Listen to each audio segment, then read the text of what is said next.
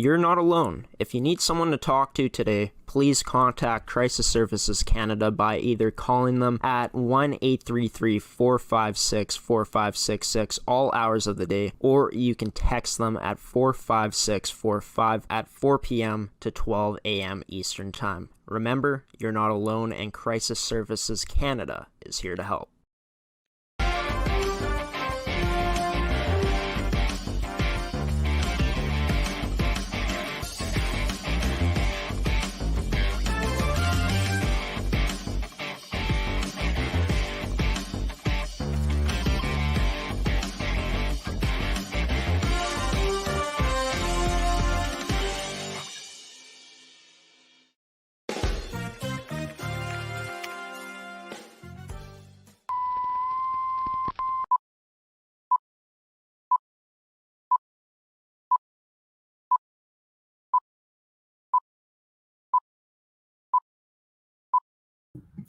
Good morning, everybody, and welcome to this edition of Coffee with Graeme on AETi Productions. I'm your host, Graeme Forsyth. This edition of Coffee with Graeme is brought to you by TOVI Hockey, Caisse Financial Group, Pilot-Mound Hockey-Academy, Evolve Green, and AETi. It's December 21st today. 4 days away from Christmas, which is absolutely insane. I keep saying it, I'll say it again. Time just continues to fly. It's crazy. Almost at the end of 2021. I hope that you guys are having a wonderful Tuesday morning up until this point. We don't got the biggest guest lineup today. In fact, we only got one guest joining the show, but it's going to be a good one. It's my main man, Cody Wall, on his weekly segment here on Tuesday, Off the Wall with Cody. He's going to come on the show to break down the past weekend of games we saw here on the network between the Pembina Valley Hawks and the Yellowhead Chiefs, the Pembina Valley Hawks and Central Plains Capitals, the two games that the Swift Current Wildcats and Weyburn Goldwings played, as well as talking about some high school hockey action in the Zone 4 High School Hockey League, where the Morden Thunder were at home facing off against the number one team in the Zone 4 High School Hockey League at this point in the season, in the WC Miller Aces. So, without further ado, let's play the intro of Coffee with Graeme and bring on Mr. Cody Wall himself on his segment, Off the Wall with Cody, on Coffee with Graeme on AETi Productions.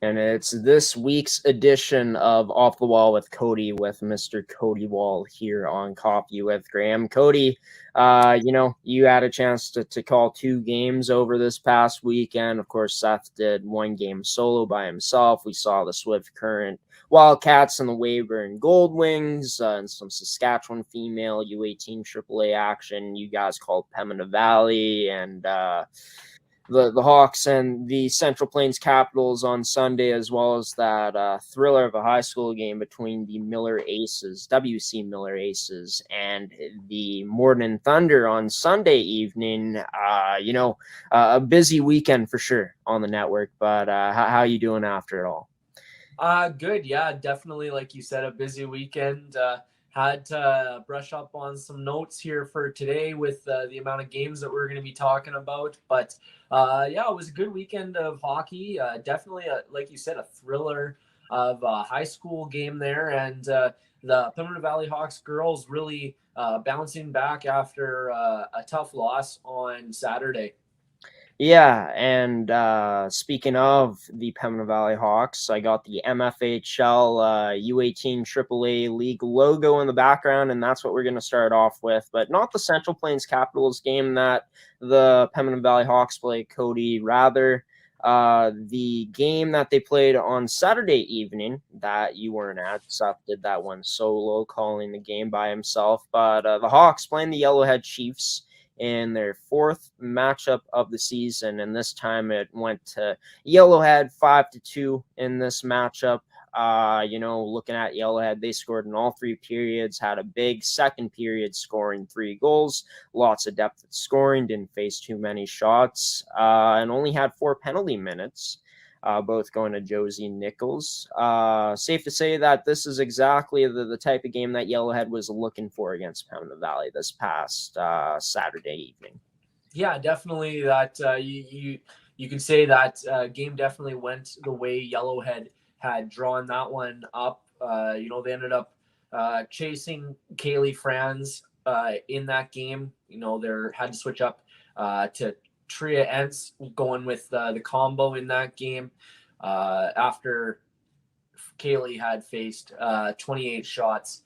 But yeah, definitely, the Hawks came out a little lackluster in those first 2 periods, but really came on strong in that third period, but just kind of ran out of time.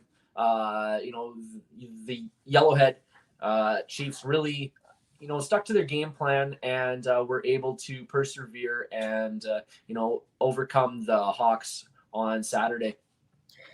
Yeah, and for Pembina Valley, the Hawks in that game, they scored in the second and third period, but got shut out in the first. Gracie Carrolls and Mackenzie Cooling were the goal scorers, and like you said, Kaylee Franz got pulled after 40 minutes. She stopped 28 of 32 shots that she faced. Tria Entz came in and stopped 4 of 5 shots that she faced, and the Hawks had 8 penalty minutes. Emily Foster with 6 of them, and Leah Puto with 2. But for the Hawks, their big guns off the scoreboard, like Abby Bordadui. Of course, they didn't have Annika Braun in this game, but what did you feel was the key for the Yellowhead Chiefs to minimize this attack from the Pembina Valley Hawks, as they only got 13 shots on the Yellowhead Chiefs goal?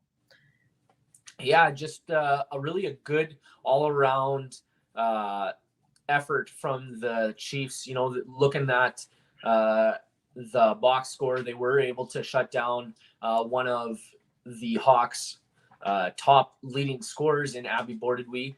When you're able to neutralize a scoring threat like that, and the team that you're playing against isn't able to maybe find that next person to kind of generate the offense, sometimes eliminating that major scoring threat will help you prevail in the game, and that seems to be the case with the Yellowhead Chiefs in Saturday's affair.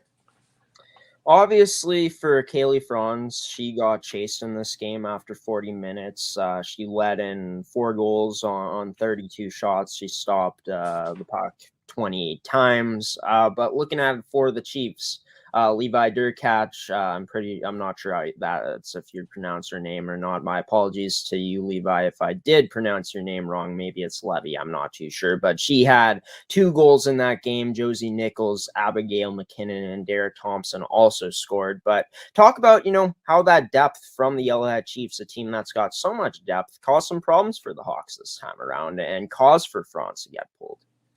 Yeah, like you said, Levi Durkach, kind of led the way with those 2 goals, and but it was all the way down into the down the lineup. They were getting contributions from a lot of depth players, and everybody really kind of pulled together to go for the greater goal and really came together as a team in that Saturday affair.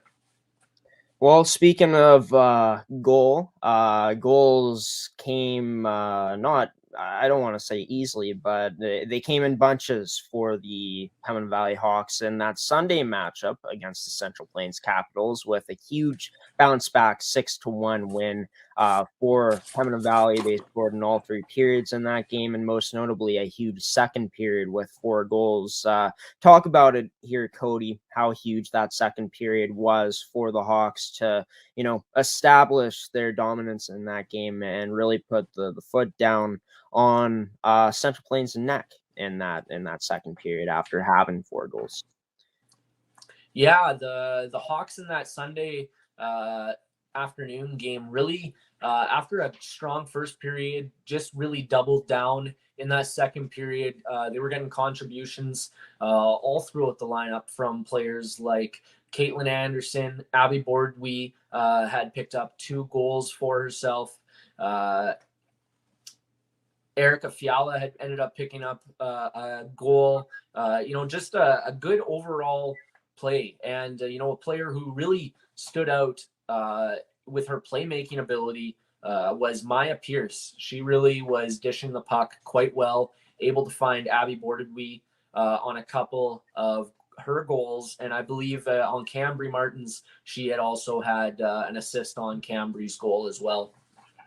Yeah, and I had Maya Pierce on the Hawks report this past week on Thursday night, and she talked about herself as a playmaker, obviously, living up to that in Sunday's matchup, as you said, Cody. But the big guns stepped up for the Hawks in this game. Abby Bordwy getting on the board twice with 2 goals. Erica Fiala stepping up, the defenseman, stepping up for this team, and Quinn McLaren as well, scoring a goal. And then, of course, Caitlin Anderson and Cambry Martins scoring the other goals for the Hawks. But just talk about, how huge that depth was for the Hawks throughout their lineup in terms of them getting the win, not only from their forward scoring, but their defense chipping in as well on the scoreboard and scoring goals. Yeah, speaking of defense, before the game on Sunday afternoon, we were trying to get an interview with Quinn McLaren, and when she wasn't quite available, we ended up going with interview with Abby Bordwy. And when Quinn eventually came up, she looked a little agitated. Seth said maybe she was a little agitated, and she really took that energy and put it into that game. She really led by example on that first goal from the point, and really rallied the girls behind her, starting from the back end. And then a lot of the offense came from the cycling the puck to the back end, and then getting a shot from the point, and then trying to get shots on or rebounds on net. And really, the defense was a strong point for the Hawks on yesterday's affair. And speaking of shots here, Cody, like I look at it, 55 shots on net for the Pembina Valley Hawks in this game, but Tria Enns had to be on her A game because she made 48 of 49 saves, 48 saves on 49 shots. Talk about, where the shots were all coming from in this game for these two teams, because that's quite a few shots right there. Yeah, like I was saying, it seemed like actually both teams like to keep the shots kind of from the outside, trying to cycle in it up to the point, and then getting the defenseman to kind of drag it to the middle and trying to get bodies in front of the net and trying to create a little bit of chaos. And that seemed to be where a lot of the chances were coming from. Maya Pierce really was making that half wall work for her, coming on many occasions, coming out from behind the net up that half wall, and then finding somebody in the slot, or like I said, finding somebody on the point. Just shots really can't coming from that neutral zone or neutral area of the ice. Yeah, and a lot of shots in this game, like already mentioned. But for Pembina Valley, obviously finishing off their 2021 portion of their schedule with a bang, a 6-1 win over the Central Plains Capitals. Talking about the Capitals now, they only scored once in this game. It came in the third. That goal came from Sydney Rumpley. She scored the only goal for Central Plains. But I looked at the game sheet, and it seemed like there were a lot less names on Central Plains side of things than the Hawks had. And I noticed no Danica Botterill on the game sheet. Explain that, Cody. What were the Capitals playing with the short bench on Sunday afternoon? Yeah, just checking my lineup sheet from Sunday afternoon game. The Capitals were playing quite under they were playing without a lot of players in the lineup, counting 4 players they were missing from the lineup. They did manage to pull one AP up in Abby Kramer, and she ended up having a very good game for herself in her Capitals debut there. But, definitely they were running a short bench, and at points you could maybe see it that they were a little bit undermanned and or womaned. But looked like they maybe had times where they were grasping for air and wanting a little bit extra time and on the bench to recuperate.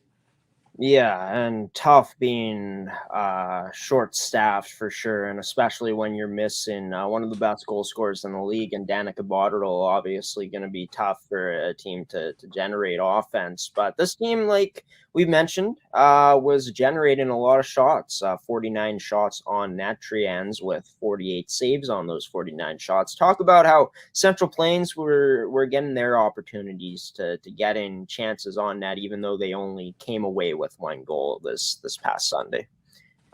Yeah, it really looked like both teams had the same kind of game plan where they were putting a lot of their offense through their defensemen and a lot of shots coming from the point. Even for the Central Plains Capitals, they were sending it back to their defensemen like Sydney Rumpley and, trying to generate shots and rebounds off of that. But, Tria Enns, to her credit, was able to gobble up a lot of those rebounds and make timely saves, cover up the puck in right moments where, she thought maybe the girls needed a break, and really, controlled the game well when she was facing shots.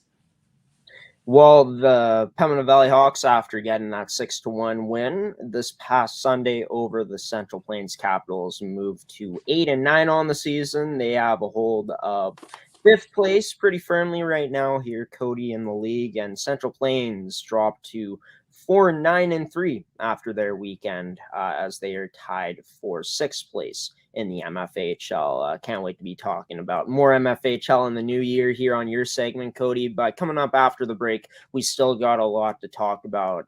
Coming up, we'll be talking Swift Current Wildcats and Weyburn Goldwings here on Off the Wall with Cody Wall on Coffee with Graeme. Stick with us. Why go solar? Solar is better than ever. Our revolutionary design and inverter equipment with the latest in solar panel technology for the ultimate in-home and business security. That's right, I said security. Grid security and security of your home are linked. Fortify your future today with a battery backup system. No maintenance, quiet running. Did you know in Manitoba, grid-connected, off-grid, and battery backup systems are 100% right off in the year you purchase for any company or farm? Do you want to back up your internet, keep your tills running, and the lights on? We can install a system that is right for you with battery backup fully capable of taking on all those essential loads and keeping you running. When you call our experts at Evolve Green, ask about getting your free energy audit today. Call or email today to find out what system works best for you. 1-866-5EVOLVE or support@evolvegreen.ca. Also, be sure to check out our website at www.evolvegreen.ca.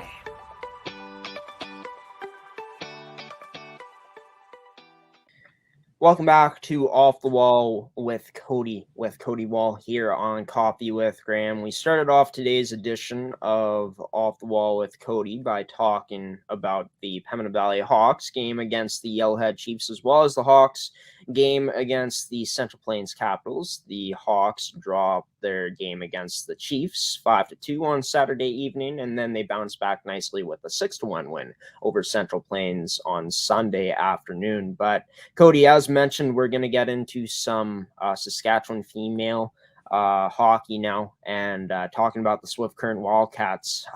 What a weekend for Swift, Cody.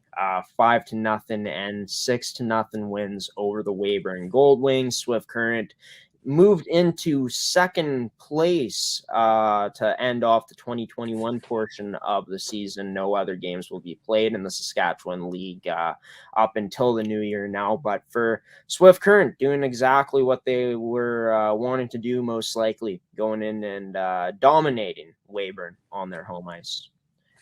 Yeah, like you said, Swift Current really taking it to Weyburn this weekend with, like you said, that 5-0 and 6-0 win Saturday and Sunday. And really just the storyline for both games was quantity of shots, just by looking at my notes here and kind of seeing the highlights of the game. Swift Current really taking it to them offensively and able to generate a lot of shots. Yeah, and you look at it, the shot totals on the 5-0 win for Swift Current was 45-23. The shots were tied after the first at 9-9 after that, but then in the first period. But after that, in that game, Cody, 18 shots in both the second and third period apiece for the Wildcats, and they only let up 3 shots against in that third period. Just looking at it, really able to smother the attack of Weyburn anytime Weyburn had that puck in the offensive zone when Swift was defending in not only that 5-0 win, but that 6-0 win as well. Yeah, like you said, looking at those shot totals kind of progress for Swift Current, and then kind of their shots against decrease. They really smothered their opposition, especially in that third period, limiting their opponents to only 3 shots. That's a testament to a good defensive game as well as a good offensive game, being able to put up a hefty number of 5 goals. Yeah, and speaking of the 5 goals, there were 5 different goal scorers in that game for Swift Current. Talking about, just how huge that depth was in their win, just with 5 different goal scorers getting on the board in that 5-0 win. Yeah, definitely. When you're able to spread out the offense, that's always a positive. Like you said, able to, like you said, spread out the offense is always reassuring, because then the opposition has to focus on many different people that are maybe having good nights for themselves and having those offensive nights. And looking at the 4 of the 5 goal scorers ended up having a multi-point night with Jersey Watney, Paris Appel, Kiana McKinich, and Sadie Keller each receiving a goal and an assist in that 5-0 win over Weyburn. Yeah, and the talent on the Swift Current team is so apparent. It really shined bright this past Saturday and on Sunday as well. But Carly Leonard, rookie goaltender, just keeps doing what she's doing, is winning games almost every single time. And this weekend, she was able to do just that. Also getting a shutout on that Saturday win, stopping 23 shots that came her way, all 23 shots that came her way. Just talk about, how impressive it's been for her to be able to continue the success, although it came against a weaker opponent in the Weyburn Gold Wings. Yeah, especially in the goaltending position. You kind of hear the experts talk, and they always talk about how goaltending is such a mind position. So, when you're able to get some confidence, like Carly Leonard has been able to do, that always is going to help propel you forward, especially when you're on a good defensive team where they can maybe pick up on some of the off days maybe that a goaltender has. You can kind of lean on your defense a bit too when a goaltender's maybe been having an off night, which Carly hasn't had a whole lot of. But confidence is a big thing when it does come to goaltending, and you'd like to think that she's got a lot of it throughout this season. Let's talk about Weyburn now. One thing that they did do well was killing off penalties. They killed off all 4 power plays that Swift Current had in that game. They were 0 for 3 on the power play themselves. But for Weyburn to be able to do that when we know the Swift Current Wildcats team is so offensively gifted and can, strike on the power play, just gotta take one positive, and that had to be the penalty kill from Weyburn on this past Saturday. Yeah, definitely. If you're Weyburn and you're looking for some positives to take out of that game, definitely your penalty kill going 4 for 4 against a strong offensive team in the Swift Current Wildcats. The coaches of Weyburn are definitely going to, mark that as a positive out of that game. And another positive would have to be the play of Haley Sibbald, goaltender for Weyburn, even though she let up 5 goals. Just the pressure that was being generated on her all night, especially on Saturday, of course on Sunday as well. But on Saturday, 45 shots she faced, 40 saves she made on those 45 shots. Gotta like a goaltender that, even though she was letting in 5 goals, battled throughout those 45 shots. Yeah, anytime I feel like you see more than 35 to 40 shots as a goaltender, regardless of the score, I feel like you got to take that as a positive for the goaltending. But seeing a lot of shots for her, she's definitely gonna get a lot of repetitions. So for her to progress, that's also a positive. When you're seeing a lot of rubber, seeing a lot of game time, you're gonna be able to progress your game. Because with goaltender, that's the one position where you're out for the full 60 minutes. You're out there. Your conditioning is always going to be a factor, and if you're facing a lot of shots as a goaltender, you're going to need to have that good conditioning, and you got to think that's something that she has. Moving into Sunday's game now, Cody, it was 6-0, like mentioned before, earlier in this edition of your segment Off the Wall. 6-0 win for Swift Current. 30-17 was their shot advantage. For Weyburn, this is obviously a team that's been well documented this season, that this isn't going to be a team that's going to put up a lot of offense. But, where do you think it went wrong in this game for Weyburn to come away with as many shots as they did, getting held to under 20 shots? Yeah, so Saturday, bringing it back a little bit to Saturday, it was Swift Current's depth that really shone through, getting all different goal scorers. A little bit different case on Sunday, where Kiana Maknich and Caitlin Perlinger each registered 2 goals. They're obviously having a great offensive night, able to find the back of the net for 4 of their team's 6 goals. When you have 2 people firing on all cylinders like that, it's hard to stop. Yeah, and obviously Swift, like you said, coming through with those big goal scorers, Caitlin Perlinger, or Perlinger, however you pronounce her name, with those 2 goals. And then, of course, looking at it, Kiana Maknich with a goal and 3 assists in that game. So definitely impressive performances from those 2. But back to, just Weyburn not being able to generate a lot of shots, being held to under 20 shots in this game. Where did you feel that they fell flat in that area this time around? Obviously, they got outshot the game before, but registered even less shots this time around.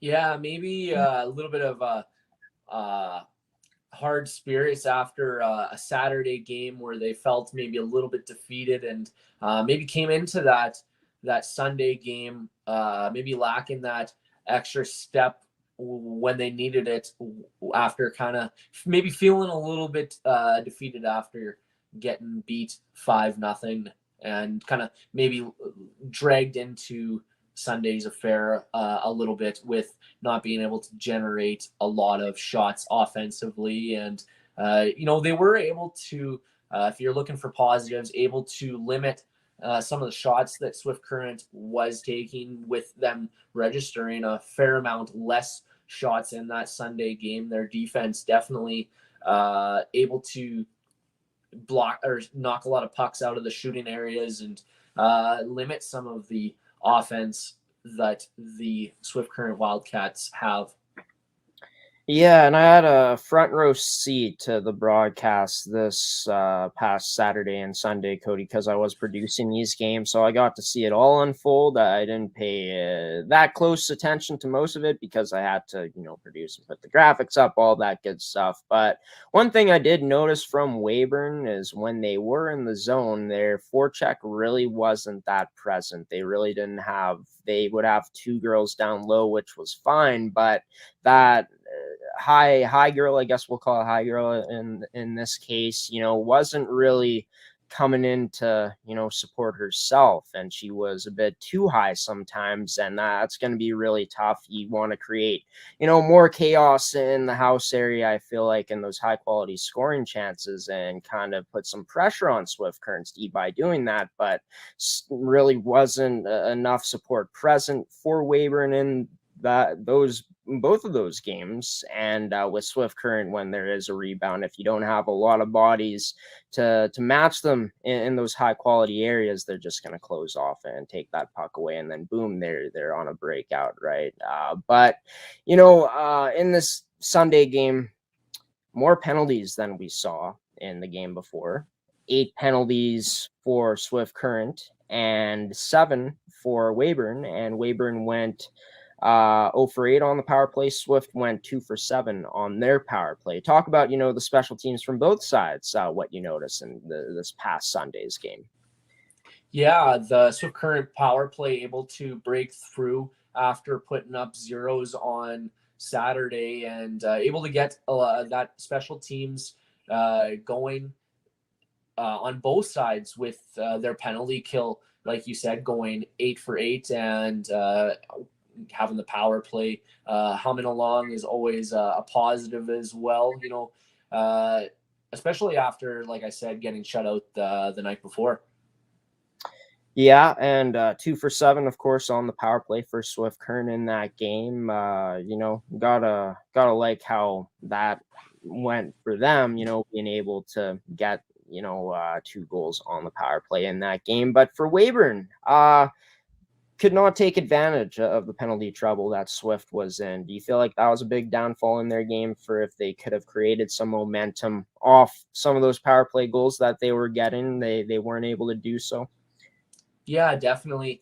When you get a lot of power play chances like that and you're not able to capitalize on even, one, you're going to end up having a hard night 5-on-5 if you can't take advantage of your opportunities at least once when you get a lot of opportunities like that.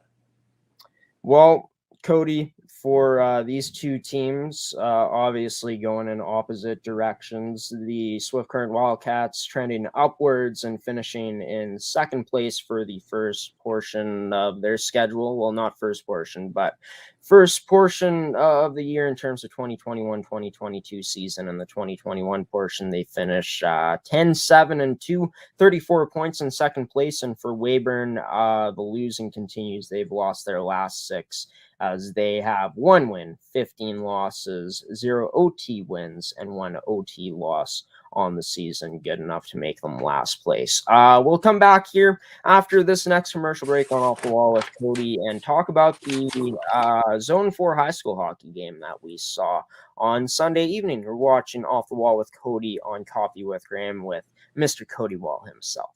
Stick around for more after the break.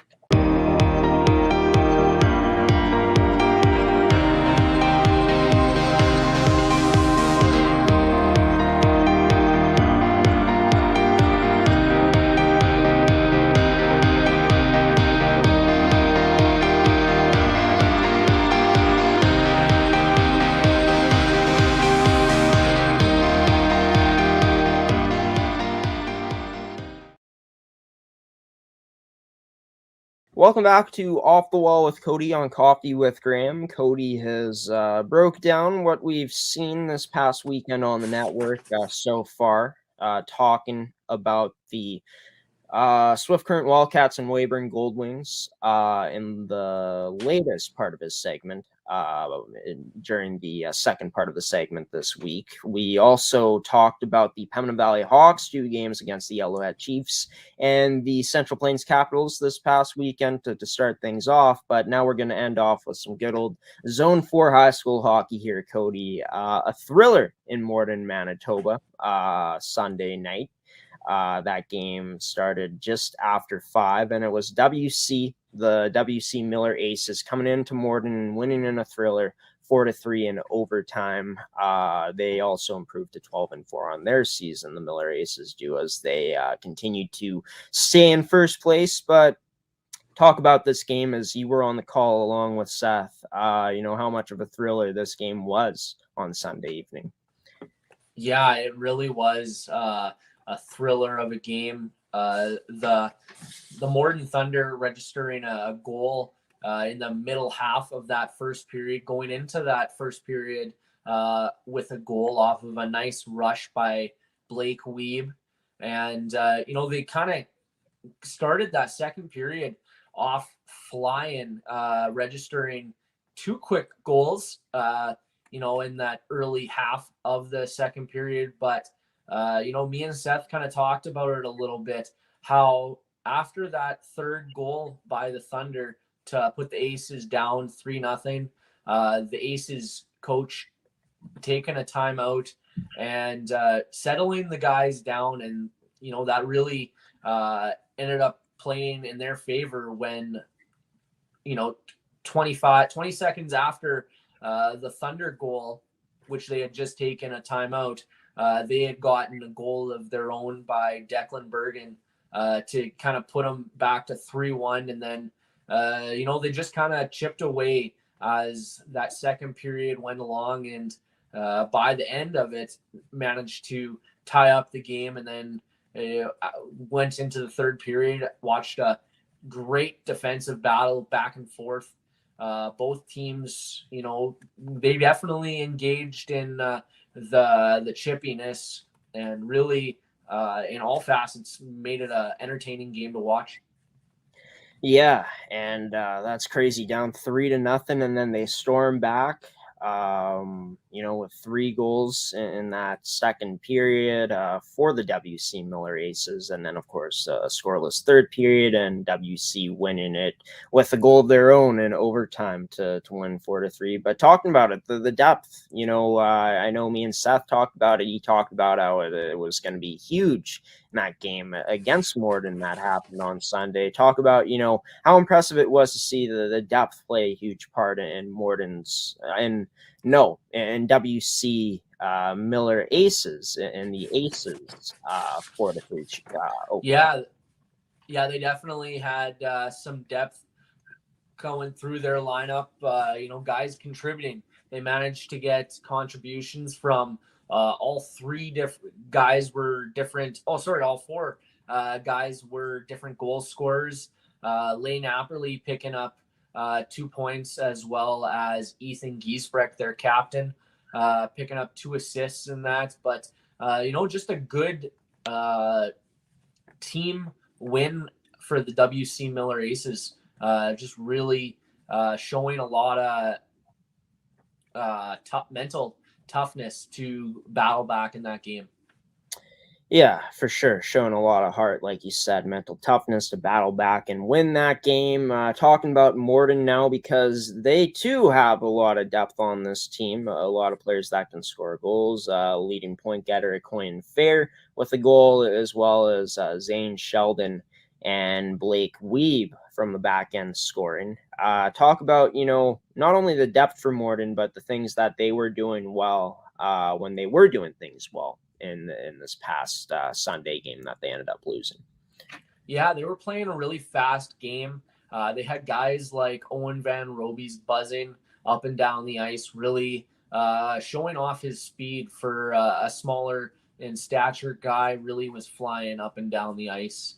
And even like I mentioned early, Blake Weeb, really for that first goal to get the Thunder into the lead, just turned on the Jets. And blew by a bunch of the Aces defenders and managed to find his way into the goal and managed to put it past the goaltender.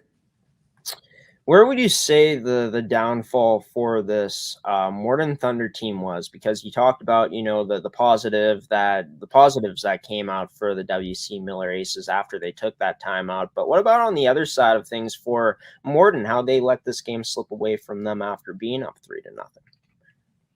Yeah, Morden, hard to say where it exactly went wrong for Morden, because they did honestly play a really good game.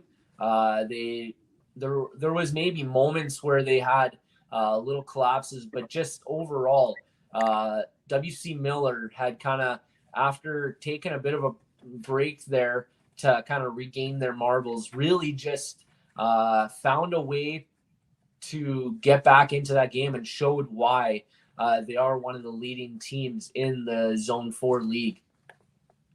Yeah, and something interesting I'm looking at here, Cody, is that the WC Miller Aces had a lot, and I mean a lot of penalties, 20 penalty minutes in total.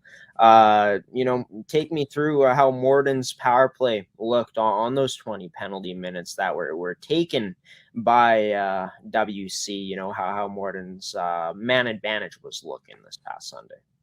Yeah, definitely. WC Miller was running around for parts of that game and really getting a little undisciplined. They managed to pick up 4 minutes for head hit call, and the Thunder able to capitalize on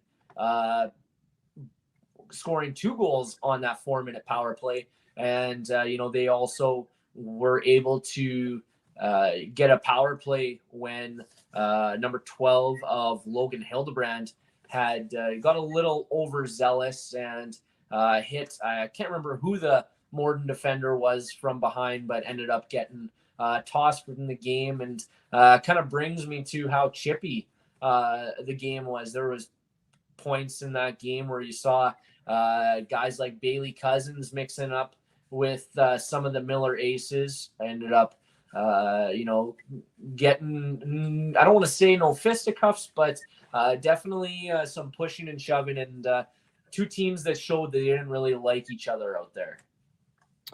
Talk about how WC Miller, the WC Miller Aces, it's tough to pronounce that name sometimes, putting it into plural, but how the WC Miller Aces, were able to fare after they took so many penalties when they were on the penalty kill.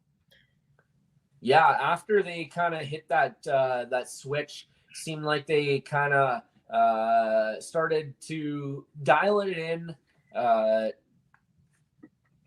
discipline-wise too. After they'd had that forward kicked out of the game, seemed like right around that time was when they had started turning the script around and seemed to shy away a little bit more from the after the play stuff, kind of trying to goad Morden into engaging and taking that extra penalty. They couple instances where they were able to goad the Thunder into a second penalty, but for the most part, when both teams wanted to try and dial it in discipline wise, they were able to show some restraint in that aspect. Well, Cody, the WC Miller Aces moving to 12-4 on the season after that win against the Morden Thunder on Sunday.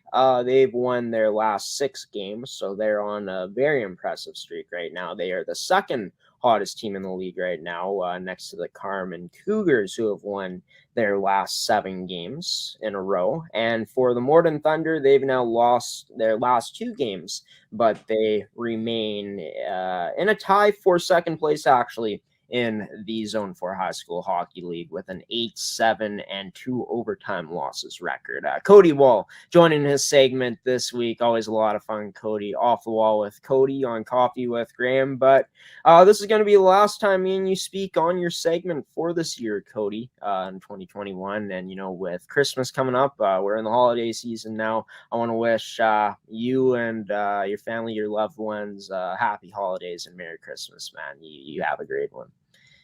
Well, thanks, Graeme. I want to wish you and your family and your loved ones a Merry Christmas and a Happy New Year. And we'll see you again once we get to the new year and get to call in some hockey again. Yes, sir. Can't wait for it. Thanks, Cody. You take care, man. Stay safe during this holiday season, and Merry Christmas once again. Take care and Merry Christmas.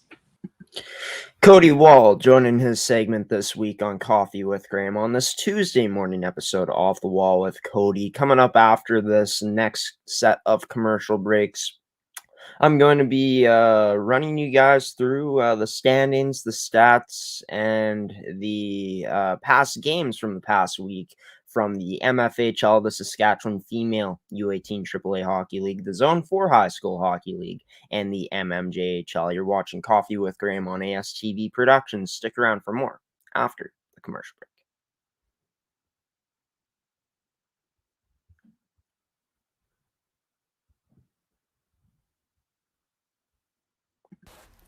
Welcome to Pilot-Mound Hockey-Academy, your world-class academic and hockey training facility created to maximize each student's athletic and academic potential. Blackjack Stewart Arena, home of the Buffalo, is inside the 46,000 square foot complex, as well as a curling rink and other facilities. The students have a unique combination of successful, well-rounded education at Pilot-Mound Collegiate Institute and the professional hockey training in an encouraging community. The years of experience of on-ice coaching propel our students to the next level, both mentally and physically, in a professional environment.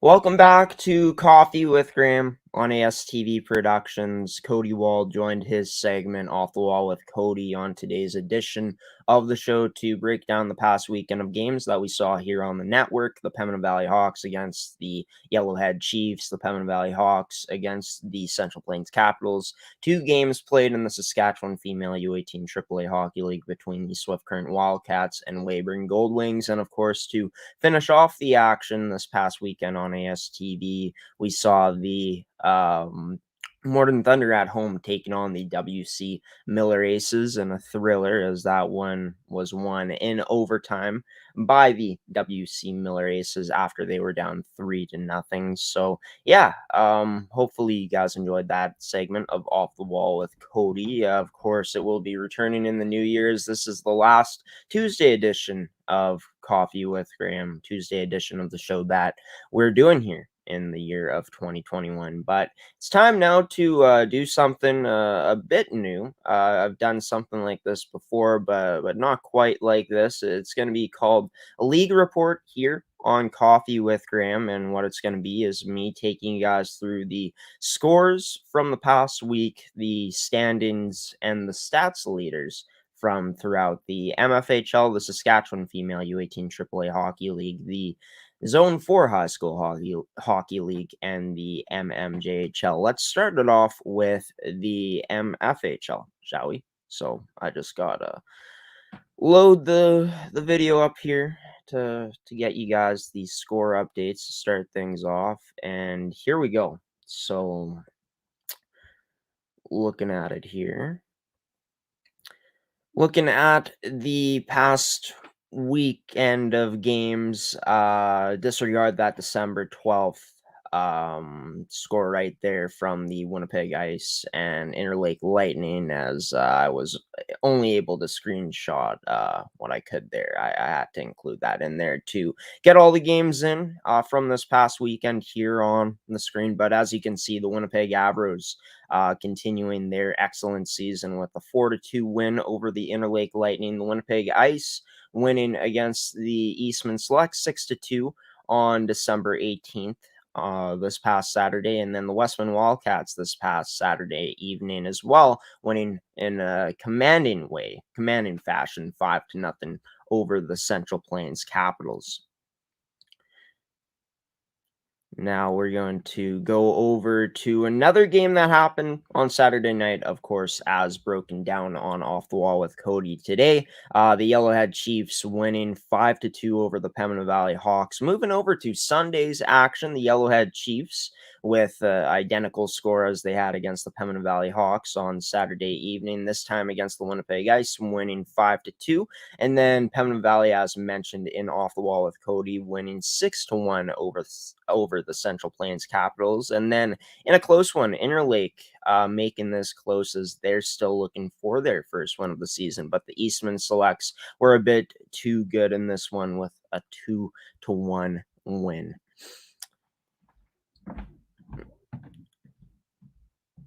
Now, looking over to the standings in the MFHL, you can see here that the Yellowhead Chiefs, with their strong weekend, move into first place. They got 2 games in hand on the Westman Wildcats. The Chiefs, of course, as you can see, 14-3 in 17 games played, good enough for 28 points in first place in the league. And then the Westman Wildcats, 2 points behind them, with 2 games in hand at 13-2. And the Winnipeg Avros are 1 point back of second place, or of tying Westman for second place, with a 12-2-1 record. The Winnipeg Ice in fourth place with a 10-6-2 record at 22 points. And then after that, there's a 6-point difference between the Ice and the Hawks, as Pembina Valley is 8-9, as mentioned before in Off the Wall with Cody. And then after that, there's a 5-point drop off from the Hawks and the next 2 teams in the Eastman Selects and Central Plains Capitals, as they are both tied with 11 points. And of course, the Interlake Lightning are 0-16, yet to register a point this season.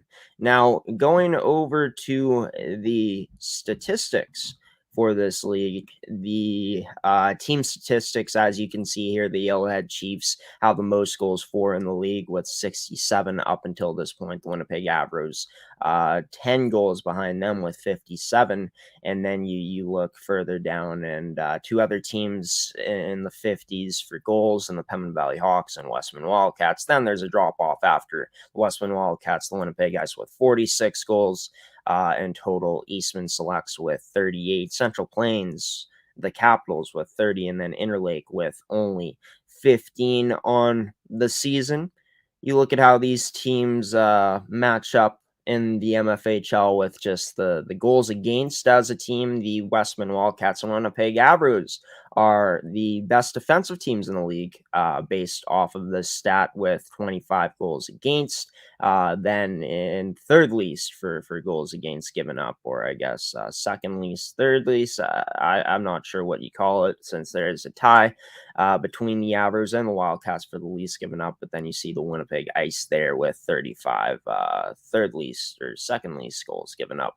And then you see the rest of the stats there. But looking at the individual stat leaders in the MFHL, Abby Bordedwy leading the league in points right now with 26 in 17 games. Nora Collins with 23 points in 13 games, which is very impressive. Maya Eamon leading the way for the Winnipeg Ice with 21 points in 18 games. Kaylin Weisner with 20 points in 15 games. And then Courtney Bays, team captain for the Winnipeg Avros, 19 points in 15 games played.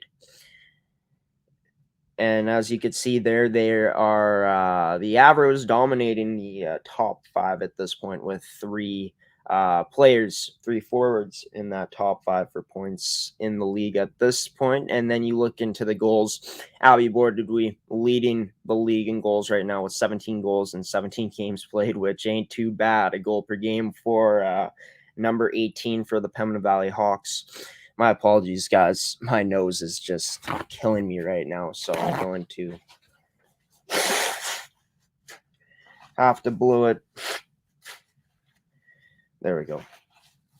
That is a lot better. I could not continue itching my nose there. But Nora Collins for the Avros, having an exceptional season, 14 goals in 13 games played. Danica Botterill with 12 goals in 14 games played. Of course, she did not play in that game against the Pembina Valley Hawks this past weekend. I'm not sure what happened in the Westman Wildcats game, if she played that or not, but Danica definitely having a solid season. Nonetheless, Levi Durkach with 12 goals as well, and Maya Eamon with 11 goals. Then you look into the assist leaders, Kaylin Weisner and Courtney Bays near the top there. Weisner with 15 assists and 15 games played. Bays with 12 assists and 15 games played. Hannah Raig tied with Bays with 12 assists and 17 games played. Ava Bergman for the Winnipeg Ice, 10 assists and 18 games played. And there she is again, Maya Eamon with 10 assists in 18 games played for herself. And then looking at the goaltenders based off of save percentage, not really going to count this top girl, Alexis Remolarda. She is listed as an AP. She ended up only playing 40 minutes. She ended up getting a shutout when she did play, but I'm only going to really count the goaltenders who have played more, and it's been Laura Melissa for the Winnipeg Ice, 5-3-1 this season with 2 shutouts, and she has a .943 save percentage, 1.37 goals against average. Annika Morose, 2-4 and 2 overtime losses, but a .934 save percentage, 284 goals against average. Jenna Gertson with a .933 save percentage, 6-1 on the season. Natalie Rampton for the Yellowhead Chiefs, 5-1 with a shutout as well. Jenna Gorson with 3 shutouts, by the way. And then Rampton with a .930 save percentage, 183 goals against average. And of course, Grace Glover with 8-1 and 2 overtime win record, 1 shutout, .929 save percentage, 153 goals against. Now, moving into another female hockey league here in the Saskatchewan Female U18 AAA Hockey League. Taking a look at it, looking at the past week of games that were seen in the Saskatchewan Female U18 AAA Hockey League, and there's a lot of games here. A busy end to the 2021 portion of Saskatchewan Female U18 AAA Hockey League schedule, but you saw last Wednesday there were 2 games. The Notre Dame Hounds, the left team, by the way, is on the road, and the right team is at home for these games, but Notre Dame on the road, taking down Weyburn 4-2 last Wednesday. The Regina Rebels shutting out the Swift Current Wildcats 3-0 last Wednesday night as well. The Saskatoon Stars and Prince Albert Northern Bears battled it out in a close one last Thursday on December 16th as Saskatoon came out and won that game 3-2. And then on Friday, this past Friday, the Regina Rebels 6-3 win over the Battleford's Sharks, and the Prince Albert. And moving into Saturday's action, it was a triple header. Lots of action in that league this past weekend on Saturday. The Prince Albert Northern Bears winning in a shootout this time over the Saskatoon Stars 3-2. Regina beating Battleford's 4-0 as Regina was at home in this game. And of course, Swift Current facing off against Weyburn twice this past weekend, as mentioned in Off the Wall with Cody, getting a 5-0 win on Saturday night and a 6-0 win over the Gold Wings on Sunday afternoon. Looking at the standings here, no doubt that the Regina Rebels are the best team in the league right now. Just looking at the standings, 12 wins, 1 loss, 1 overtime win, and 2 OT losses. Swift Current with the win, 2 wins this past weekend. They ended up moving into second place. My apologies, into second place by 1 point over the Notre Dame Hounds, as Swift Current improved to 10-7 and 2-0 on the season. Of course, they have many games in hand on Notre Dame, as they have 19 games played to Notre Dame's 13. Notre Dame right now, an impressive season as well. 10 wins, 1 loss, 1 overtime win, and 1 OT loss. And then after that, there's a bit of a drop-off, a 6-point drop-off from Notre Dame to Saskatoon, as Saskatoon is the 4th place team with an 8-6-1-1 record. And then after that, an even bigger drop-off from Saskatoon and Prince Albert and Battlefords, as Prince Albert, the Northern Bears, are 5-9-1-1. The Battleford Sharks are 5-12-1-1. And then after that, a huge drop-off, as you guys can see at the bottom of your screen. The Weyburn Goldwings in last place with 17 games played, 1 win, 15 losses, 0 overtime wins, and 1 OT loss. And I'm not going to go through the goals for, goals against for you guys here, as you guys can see it on the screen, as it's been up for a while. But the hottest team in the league right now, the Regina Rebels, with 7 wins in a row, which is really impressive. And the team trending in the wrong direction, the Weyburn Goldwings, polar opposite to Regina in terms of the win streaks, as they are on a 6-game losing streak as of recently, or as of late. Now, looking at the league point leaders, and it's dominated by the Regina Rebels here for the top 5 point leaders. Alexis Pletford having herself a season, 40 points in 15 games played. Jersey Watain of the Swift Current Wildcats, tied second for points in the league with 25 points in 19 games. Ali Gerard, who leads the league in assists as well, 25 points, 15 games played, tied for second in points. Greta Henderson for Regina, 10 goals, 10 assists for 20 points in 15 games. And tied with her is also another Regina player in Megan Hayhurst with 10 goals, 10 assists, 20 points in 16 games played. Now, moving over to the goal leaders, and this list again being dominated by Regina, as Alexis Petford, my apologies. Alexis Petford, 15 games played, 22 goals. Jersey Watain in second in that category with 16 goals in 19 games played. And then there's a drop off after that. Greta Henderson with 10 goals in 15 games played. Regina's Megan Hayhurst with 10 goals in 16 games played. And rookie for Notre Dame, Kiana McKibben, with 9 goals in 13 games played. And my apologies, folks. My nose is just killing me right now. So that is why I'm taking the paper towel to my nose right now.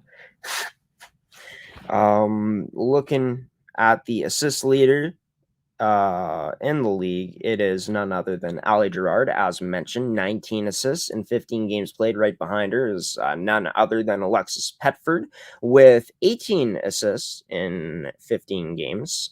Sophia Zuck for Prince Albert, 12 assists in 16 games played. And then Kiana McNish for Swift Current, 12 assists in 18 games played as well. And Samantha Thompson with 12 assists in 19 games played for Swift Current. McNish also for the Swift Current Wildcats. And then just finishing it off, looking at the goaltenders, looking at the save percentages here, the best in the league, Notre Dame's Eva Filipova with 5 wins and 2 losses on the season. She has a shutout as well, but she has a .944 save percentage. In second and third are 2 goalies from Regina. Once again, Regina, very present on these lists, as Chloe Sorensen and Peyton Schlamp are number 2 and number 3 in terms of the save percentage. Of course, Chloe Sorensen with the undefeated record so far this season with 7 wins, no losses, no ties, 3 shutouts. Same with Peyton Schlamp in terms of the shutouts, so she has 3 and 3 as well. 6-3 record on the season. Emma Backman for Battleford's. She's been a huge bright spot. Look at that save percentage. Even though her record isn't the greatest, 4 and 8, she is the only goalie out of these 5 with a point with an assist, which is pretty awesome. And she also has a shutout as well. And the only goalie out of these 5 who have a penalty as well, as Emma has 2 penalty minutes. But then Michaela Christman or Christman, however you pronounce her name, I'm not too sure, for the Saskatoon Stars with a 6-2 record, a 928 save percentage there. And we are about halfway done here for the league report, the scores, the standings, and stats updates for you guys here. But we're going to move away from female hockey now. In the last 2 leagues, I'll be recapping for you guys, showing you guys the action that has been happening is from 2 male hockey leagues here in Manitoba. And we'll start off with the Zone 4 High School Hockey League. Now, in week 12, that's what they call it. What happened last week in the league, the GVSD hockey team lost 5-1 to the Mountain Mustangs last Wednesday. The Morden Thunder losing to the Pembina Tigers as Morden dropped that game at home last Friday, or this past Friday last week. The W.C. Miller Aces winning in dominant fashion on the scoreboard, 6-1 over the Pembina Tigers. And then, of course, on Sunday evening, in an absolute thriller, the Miller Aces, the W.C. Miller Aces, coming back from 3-0 down and winning 4-3 in OT over the Morden Thunder. And just looking at another matchup for you guys that has already happened this week. I thought I'd report it for you guys. It happened yesterday. It was the PCI Trojans winning 6-2 over the Morris Mavericks. Of course, there will be 2 other games played and then off to Christmas break for the Zone 4 Hockey League, High School Hockey League. But looking at it now, the standings in the Zone 4 Hockey League, the Zone 4 High School Hockey League, the W.C. Miller Aces, 12-4, first place in the league, 102 goals for 54 against. Pretty dominant season, if you ask me. But PCI also having a dominant season, more so on the defensive side of things than WC. The Miller Aces, not as much offense, of course, 80 goals for, 26 goals against, which is outstanding. 10-2 record, their second place. And then the Morden Thunder, 8-7 and 2 overtime losses in tied for, nope, not tied anymore. They are third place in the league, 1 point up on the defending champion Mountain Mustangs. Whoops, I went a bit too back there, so we're just going to wait for this to catch up. Yeah, so the Mountain Mustangs at 8-6-1 as they are the defending champs, even though it's pretty much a completely different team. But the Carmen Cougars are right behind the Mountain Mustangs with an 8-3 record. They are having a very good season for themselves. The Pembina Tigers at 7-5 with 53 goals for, 41 goals against. And then after that, it's quite a drop-off. GVC, the GVC Zodiacs with a 2-8 record, only 14 goals for, 92 against. The Morris Mavericks, 1-8 record, 19 goals for, 60 against. Of course, Carmen is the hottest team in the league right now with 7 wins, and I believe GVC is probably the coldest team in the league right now with 4 losses in a row. But looking at the final team, the last place team here. Just kidding. The coldest team in the league is definitely the NPC Nighthawks, as they are 0-12 and have lost all 12 of their games. So they have yet to register a win in this regular season. But looking at the stats leaders in the league, Tyler Vandevelde, oh my goodness, 50 points in 13 games played. If we were to calculate that, which I cannot find my phone right now, I'm sure that points per game average is absolutely ridiculous. That's insane. He's on a tear this year. But Alex Van Dynes, I think that's how you pronounce his name. I'm not too sure. He has 35 points in 12 games played. He has the second most points in the league. Declan Bergen for the WC Miller Aces, 31 points in 16 games played, along with Xander Burr has 31 points in 15 games played for the WC Miller Aces, and line mate of Tyler Vandevelde, Joel Vigier, with 30 points in 14 games played. Looking at the goal leaders here, well, you probably guess who is leading the league in goals. It's Tyler Vandevelde, 24 goals in 13 games played, followed by Declan Bergen of the Aces, Ashton Halati of the PCI Trojans, and Alex Van Dynes for the PCI Trojans, both with 15 assists in 12 games played, and Xander Burr for the WC Miller Aces with 14 goals in 15 games played. And looking at the assist leaders, well, there he is again, number 9 for the Mountain Mustangs, Tyler Vandevelde, leading the league in assists as well. So a pretty dominant season from him so far, leading the league not only in points and goals, but assists too, with 26 assists in 13 games played. Alex Van Dynes for PCI with 20 assists in 12 games played, making him second in the assist category. Gavin Hildebrandt for the WC Miller Aces, quite a playmaker he's been this season, 19 assists in 15 games played. Joel Vigier with 18 assists in 14 games played, and Xander Burr for the WC Miller Aces with 17 assists in 15 games played. Now looking at the goalie leaders in the Zone 4 High School Hockey League, Rowan Cherkis for the PCI Trojans, having a heck of a season so far. He's got the best save percentage in the league for players that have played more than about 2 or 3 games. He's got a 6-1-1 record. I believe those numbers there, the one showing a 2 for Rowan, is a shutout. He's got a .916 save percentage, best in the league at this point for players that have played a certain amount of games, more than at least 2 or 3. Gabe Mundry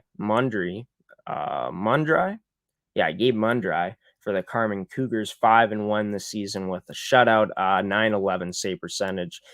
Mason Mazurat for the Carmen Cougars with an .898 save percentage, 3-2 on the year. Looking into Carson McKay for the Pembina Tigers, he's 2-2 this season with 1 shutout, .895 save percentage. And Cole Robertson for the Morden Thunder, 4-3, and I believe that's 2 overtime losses on his season with an .891 save percentage. We're almost done here, folks. Just got one more league to report for you guys, and that is the God, I really do apologize, everybody, for me continuing to blow my nose. It's killing me. I really don't know what it is.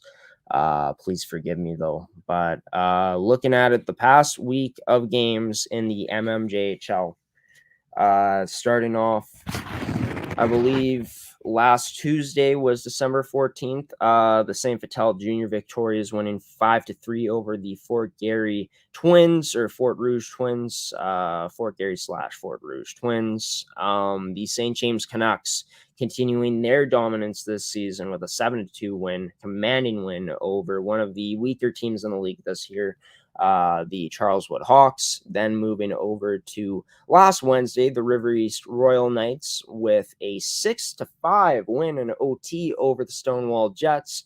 And then into Thursday's action, the Victorias taking down the Charleswood Hawks 4-1.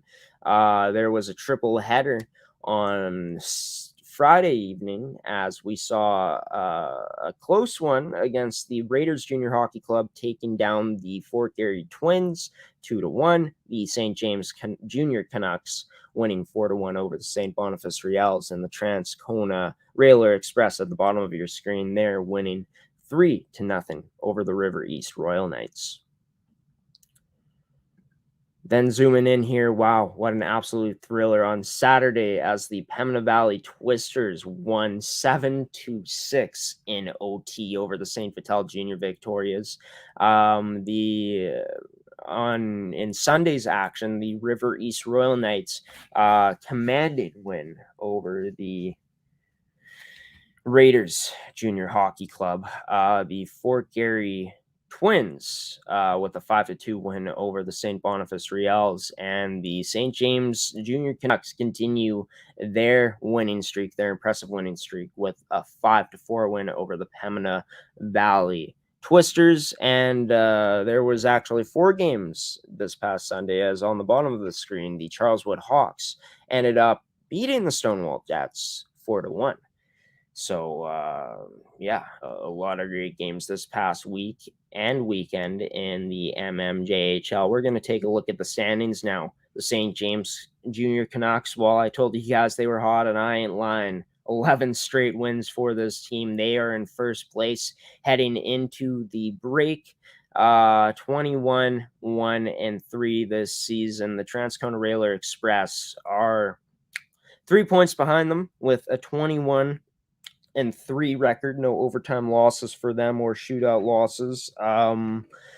Transcona has 1 game in hand over the St. James Junior Canucks, so that will be interesting. These teams have both played twice this season, and I believe the season series is split to this point. The Pembina Valley Twisters are in third place, quite a drop-off from them and the Railer Express, but they have 35 points in 23 games, a 16-4-3 record.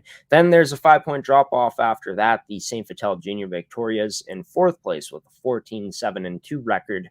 The River East Royal Knights 4 points behind St. Vital, and they also got 4 games more played than them with 13 wins, 14 losses, 0 extra time losses for 26 points. The Raiders Junior Hockey Club with 11 wins, 13 losses, and 1 extra time loss with 23 points. Then Fort Garry and Stonewall in 7th and 8th place.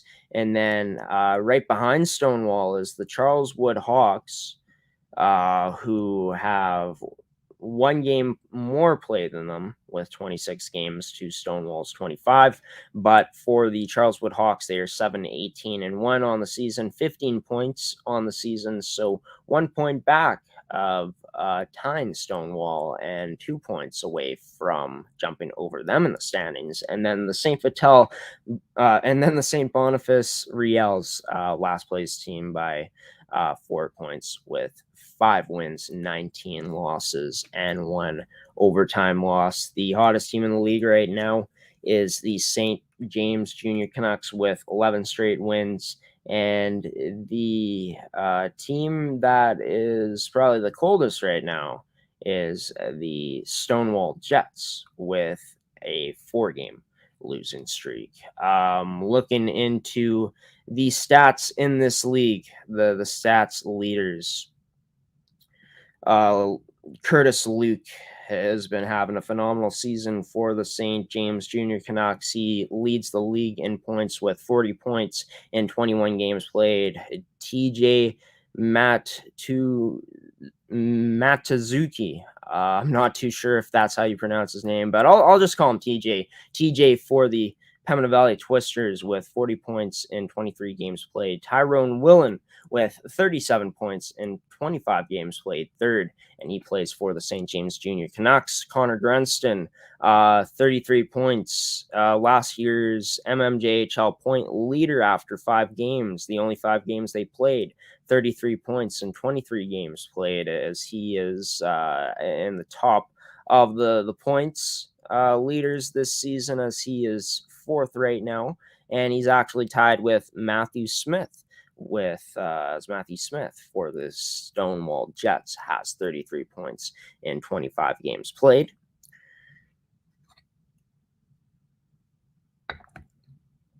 Looking at the goal leaders, Griffin Height. I'm pretty sure that's how you pronounce his name. It might be Haight, but I'm going to pronounce it Height.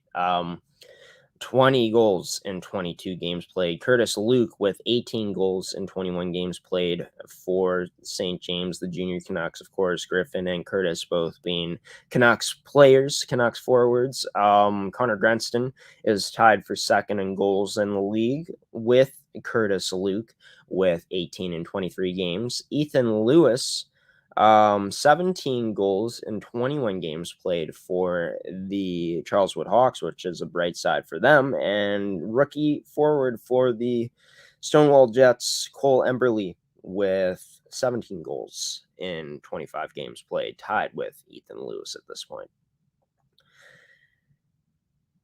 And then taking a look at the assist leaders in the league, TJ for the Pembina Valley Twisters with 24 assists in 23 games played. Curtis Luke with 22 assists in 21 games played for the St. James Junior Canucks. He's second in the league. Matthew Smith with 22 assists for 25 points. For 22 assists in 25 games played for the Stonewall Jets. Tyrone Willen for the Canucks, 21 assists in 25 games played. He's ranked fourth. And Chris Hintz for the St. Boniface Riels, 21 assists in 24 games played for the St. Boniface Riels. So a bright side for the Riels, if they're going to take anything away from this season, is you got a guy that's going to be a very good playmaker for you as his career continues. Just work on improving as a team and not wasting away Chris Hintz's career, because he was a pretty good high school player as well, from what I remember. But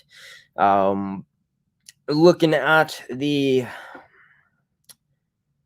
goaltending leaders now, Ty Hogue, Jared Unroe, and Zach Meadows, they're all in the top of the stats leaderboards for goaltenders in terms of their save percentage, but I'm not really going to count them. Sorry, like the max games, like Unroe has only played 3 games. I'm not going to compare that to guys like Dylan Arnold and Justin Powers, Noah Gilbert, and Miles Minor, Ashton Haworth, who have played 10 plus games. But let's take a look at it. The best goaltending duo in the this season by far for the Transcona Railers, definitely Dylan Arnold and Justin Powers, and the stats just indicate that. A 944 save percentage for Dylan Arnold, a 940 save percentage for Justin Powers. These guys don't let in many goals, as well as this team has allowed the least goals in the league out of any team by far this season. But Dylan Arnold with a 10-1 record, and Justin Powers with an 11-1 record. Looking at Noah Gilbert for the Canucks, he's got a 912 save percentage, very impressive season for him. 14 wins, 1 loss, 3 overtime losses. Miles Minor with 8 wins, 4 losses, and 2 extra time loss. He's got a 910 save percentage. And then Ashton Haworth for the River East Royal Knights with a 909 save percentage, 9-8 record.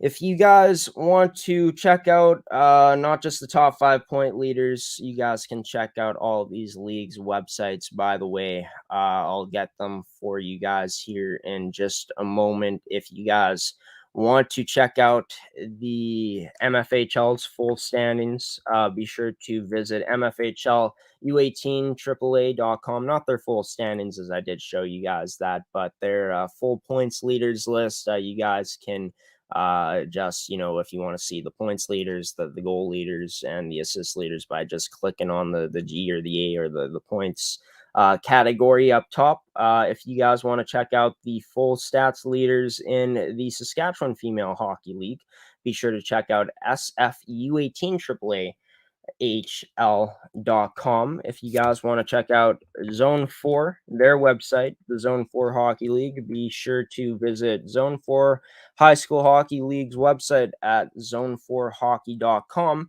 And if you want to check out the in-depth stats in the MMJHL, you want to see more stats there, be sure to check out their website at mmjhl.ca. But that is going to do it for this edition of Coffee with Graeme. That was League Report, something that we'll be doing moving forward here on the Coffee with Graeme episodes. I'm going to improve the presentation. Probably it's going to look a bit different moving forward, but hopefully you guys enjoyed it. Special thanks to Cody Wall for coming on today's edition of Coffee with Graeme and being the guest, of course, on Off the Wall with Cody. Special thanks to you, the viewer, for tuning in today as well. And as well as a special thanks to the sponsors in today's episode in TOVI Hockey, Caisse Financial Group, Pilot-Mound Hockey-Academy, Evolve Green, and AETi, which is the commercial you guys will be seeing to as the show ends from AETi. But before I end today's show, I just want to say we are one show down, one to go this week on Coffee with Graeme before we sign off until the new year. But I'll be back on Thursday evening, folks, at 8 p.m. Central Time for one last time here in 2021 here on Coffee with Graeme. You guys can catch that episode on Thursday evening at 8 p.m. Central Time on our Facebook at ASTV Productions, on our Twitter at Amateur Sports TV, or on our website as well at astvproductions.com. Be sure to check in on our social media platforms, on our Instagram at ASTV Productions, on our Facebook, and on our Twitter as well. On Thursday morning, the latest it'll be posted will be 12 p.m. that day, and that is the thing I'm talking about is the promo for the episode, the guest reveal post that we put on our social media. So if you guys are interested on who will be joining Thursday night's episode of Coffee with Graeme, be sure to check out our Facebook, our Twitter, or our Instagram for that latest 12 p.m. on Thursday morning, or on Thursday, not Thursday morning. But until then, folks, I've been your host of Coffee with Graeme, Graeme Forsyth, signing off now. Until I see you guys one last time here in 2021 on Thursday night, have a wonderful rest of your Tuesday. Stay safe out there, folks. Stay warm as well. Drive safe if you are on the road, because I'm sure they are pretty darn icy. And yeah, just have a wonderful rest of your day. And until Thursday night for one last time here in 2021 here on Coffee with Graeme. I'll see you then, folks. Peace out, everybody.